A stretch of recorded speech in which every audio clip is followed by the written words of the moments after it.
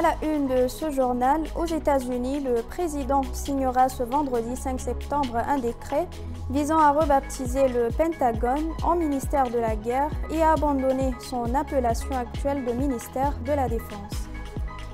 Et puis Volker Türk appelle Bamako à prendre des mesures concrètes et immédiates pour abroger les lois problématiques récemment adoptées, selon un communiqué publié le 4 septembre.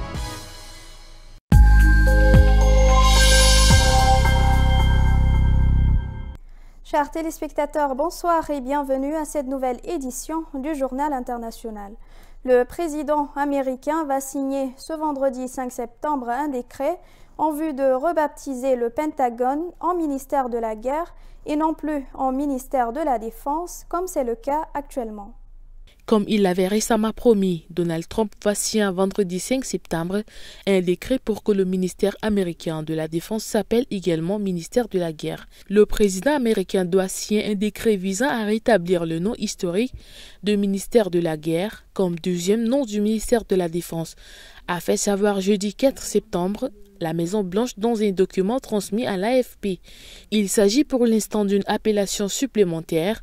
Le décret enjoint au ministère Peter Hegseth de prendre toutes les mesures, notamment auprès du pouvoir législatif, pour renommer de manière définitive le ministère américain de la Défense en ministère de la Guerre, précise encore la présidence américaine dans ce document. À la fin du mois d'août, Donald Trump avait fait part ce projet qui restaurerait une appellation qui existe. C'est trop défensif et nous voulons aussi être offensifs, avait-il déclaré à la presse, laissant entendre qu'il n'aura pas besoin d'un vote du Congrès pour procéder au changement.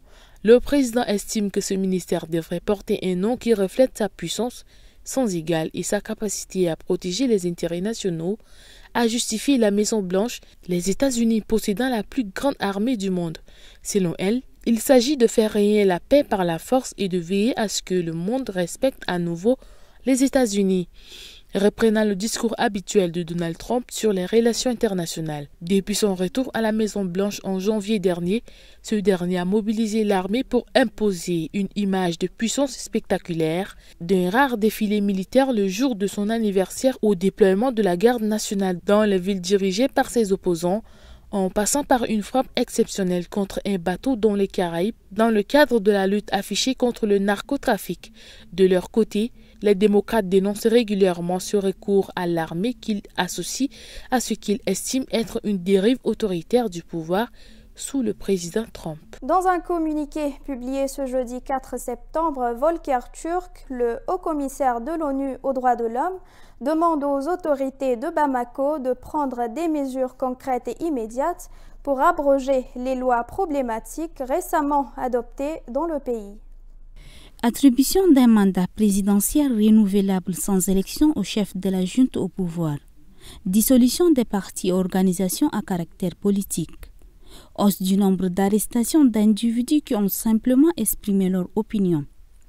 5 ans après le coup d'État militaire contre le régime du président Ibrahim Boubacar Keïta au Mali, le haut-commissaire de l'ONU aux droits de l'homme, Volker Türk, s'inquiète d'une détérioration de la situation des droits humains dans le pays.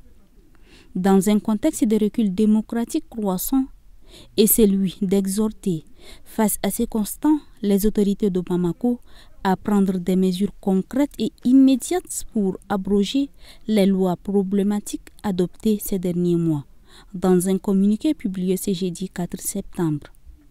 Ce sont des changements qui ont fermé la porte à toute élection démocratique au Mali, dans un avenir proche ou prévisible. Décrypte de son côté Tamin Al-Khaitan, le porte-parole du haut-commissaire onusien, joint par RFI. Il s'agit d'une violation du droit de tout citoyen et de toute citoyenne de participer aux affaires publiques au Mali, de voter et d'être élu au cours de véritables élections périodiques. Poursuit ces derniers qui estiment en outre nécessaire de prendre des mesures pour libérer immédiatement et sans condition toutes les personnes détenues arbitrairement dans le pays. Si le Haut-Commissariat de l'ONU s'alarme par ailleurs des violations commises contre des civils par les groupes armés et les troupes maliennes soutenues par le personnel militaire russe de l'Afrique Corps et appelle à ce que justice soit rendue. Il y a toutefois une volonté exprimée de continuer à travailler avec notre institution pour l'amélioration de la situation des droits humains au Mali, observe Tamin Al-Khaitan, qui ajoute « Mais nous attendons des actes ». Une nouvelle épidémie d'Ebola a été déclarée par les autorités sanitaires en République démocratique du Congo. Selon le ministère de la Santé, au moins 16 morts sont à déplorer depuis la fin du mois d'août. Cette nouvelle épidémie touche la province du Kasaï dans le centre du pays. En République démocratique du Congo, le premier cas d'Ebola date du 20 août. Il a été signalé sur une femme enceinte qui s'est présentée à l'hôpital général de Bolapi dans le Kasaï avec des symptômes alarmants. Fièvre intense, vomissements, faiblesse extrême et hémorragie. Ce mercredi 3 septembre, 5 échantillons ont confirmé la présence du virus.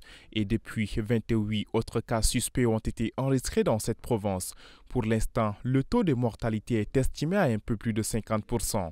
4 membres du personnel soignant de l'hôpital général de Bolapi figurent notamment parmi les personnes décédées.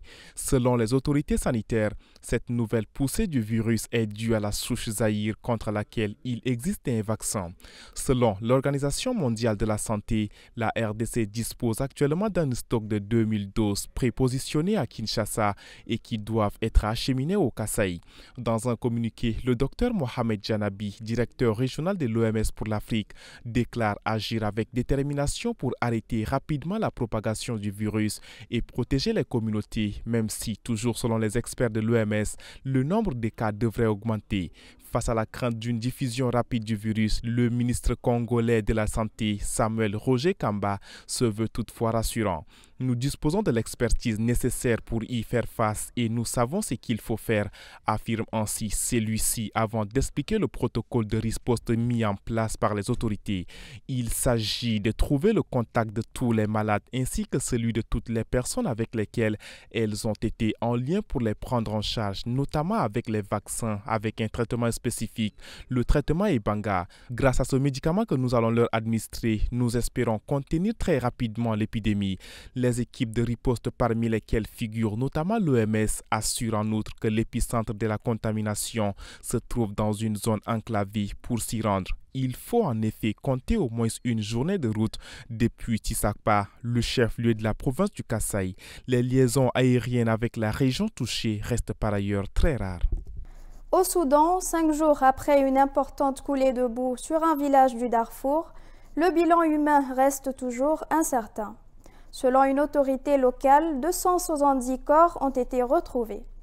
L'éboulement s'est produit dimanche 31 août dans une zone très isolée des montagnes du Jebel Mara, à la frontière entre le Darfour central et le Darfour nord, dans l'ouest du pays. Au Soudan, le nombre de victimes et l'étendue des dégâts restent encore difficiles à évaluer. Le glissement de terrain qui a emporté le village de Tarsine s'est produit dans une vallée au pied du massif volcanique de Jebel Mara, une région isolée et entièrement dépourvue de routes goudronnées. Le lieu est atteignable uniquement par une route en terre confiée en acteur humanitaire qui, en saison de pluie, ne peut être emprunté qu'à pied ou à dos d'âne. Sur place, des villageois ont commencé à déblayer. Selon un responsable local, 270 corps ont déjà été retrouvés et plusieurs centaines seraient toujours sous les décombres. La coulée de boue a recouvert des maisons, des cultures et également emporté des animaux. L'aide humanitaire peine à arriver. Le mouvement de libération du Soudan, le groupe armé qui contrôle la région, a envoyé une équipe pour aider à déblayer. Une mission de plusieurs ONG internationales qui travaillent dans la région, dont Médecins sans frontières, est parti jeudi 4 septembre dans la matinée pour porter les premiers secours et effectuer une première évaluation des besoins. Invité le 23 septembre à un forum d'investisseurs organisé par BPI France, le Premier ministre sénégalais Ousmane Sonko a décliné l'invitation fin septembre pour des raisons d'agenda. Ce devait être son premier voyage officiel en France. Dans un communiqué publié sur le réseau social X et sur le site de la primature, Ousmane Sonko explique ne pas pouvoir participer à l'événement en raison d'un empêchement lié à son agenda. Il y annonce toutefois 2 déplacements officiels aux Émirats arabes unis du 8 au 12 septembre puis en Italie où il rencontrera la diaspora sénégalaise. Le Premier ministre souligne par ailleurs qu'il recevra prochainement son homologue français à Dakar dans le cadre d'un séminaire intergouvernemental organisé entre les 2 pays. À Dakar, cette annulation ne manque pas d'alimenter les spéculations, d'autant que les voyages d'Ousmane Sonko se tiennent avant le 23 septembre, date de son invitation à Paris. Le problème d'agenda serait-il dû à la présence du président du Sénégal Bassirou Diomaye Faye à l'Assemblée générale des Nations unies à New York à ces mêmes dates? Selon une source diplomatique, le protocole veut que le chef de l'État et le Premier ministre ne soient pas hors du Sénégal au même moment. Pour un observateur de la vie politique sénégalaise, cette annulation pouvait aussi apparaître plus simple politiquement pour Ousmane Sonko, compte tenu de son discours souverainiste et de ses positions tranchées vis-à-vis de la France ces dernières années. La primature insiste cependant, seuls les communiqués officiels font foi pour évoquer l'agenda du Premier ministre. Mesdames et messieurs, nous sommes arrivés à la fin de ce journal. Merci de l'avoir suivi et à très bientôt.